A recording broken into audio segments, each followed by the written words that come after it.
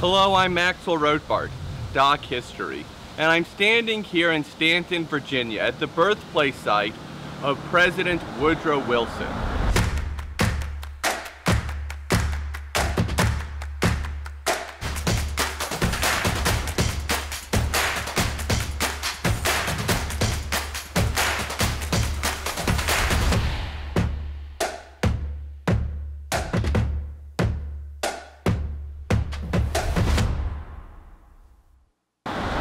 Woodrow Wilson was elected in 1912 as the first Democrat to come to office since the Civil War. In fact, he came to power in the election of 1912, which saw the Republican Party split between two candidates, Theodore Roosevelt and William Howard Taft. As a progressive president and part of the progressive era of the American presidency, Woodrow Wilson stood for a more expanded government with a bigger emphasis on labor rights and helping workers. To that end, he was in favor of free trade and of expanding the monetary policy of the United States, and he created the Federal Reserve to that end. It was during his time that we passed the 17th Amendment to the Constitution, which called for the direct election of senators. Up until then, senators had been elected by state legislatures, expanding democracy and voting rights to the people, and the 19th Amendment, which gave women the right to vote. He also passed the 18th Amendment, which prohibited the sale of alcohol in the United States, starting an era known as Prohibition. Among the things that Woodrow Wilson did with his labor laws was advocating for an 8-hour workday. He pushed to end child labor, although the U.S. Supreme Court found that unconstitutional, and he established a labor department in order to help regulate labor rights.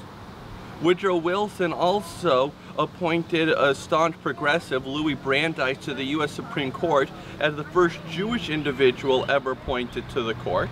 Although at the same time, Woodrow Wilson was a segregationist and worked to restrict African American rights within government offices and government structures. In terms of foreign policy, the United States invaded Veracruz, Mexico after U.S. sailors were killed there, and also invaded Mexico at the U.S. border in order to capture wanted criminal Pancho Villa, who had killed Americans on American soil. These efforts were led by General John J. Pershing, who would later become the head of the American Expeditionary Forces in World War I. Originally, Wilson ran for office promising to keep the United States out of the European War. But following the death of hundreds of Americans on the Lusitania, a British passenger liner that had been sunk by German U-boats, and then the publication of the Zimmermann telegram, in which Germany tried to get Mexico to attack the United States in order to distract the United States from war in Germany, Wilson pulled American troops out of Mexico and instead sent them to Europe. In order to promote the war effort, Woodrow Wilson passed the Espionage and Sedition Acts, which banned criticism of the United States and U.S. policy during the war, and sent many people, including socialist leader Eugene Debs, to prison for violating it. He took control of the U.S. economy, dictating what different companies could and cannot produce for the war effort. Meat was banned on Mondays and wheat was banned on Wednesdays. Movies were made by the U.S. government in order to promote the war effort. People would make speeches on street corners advocating for strong Americanism. Attitudes towards Germany took a turn for the worse, as sauerkraut was named Liberty Cabbage, and German measles was renamed Liberty Measles, as people tried to find ways to distance themselves from Germany during the war.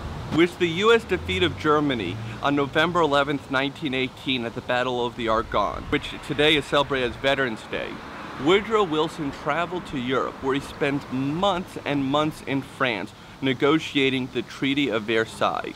Wilson came with what he called his 14 points, advocating for freedom for people around the world.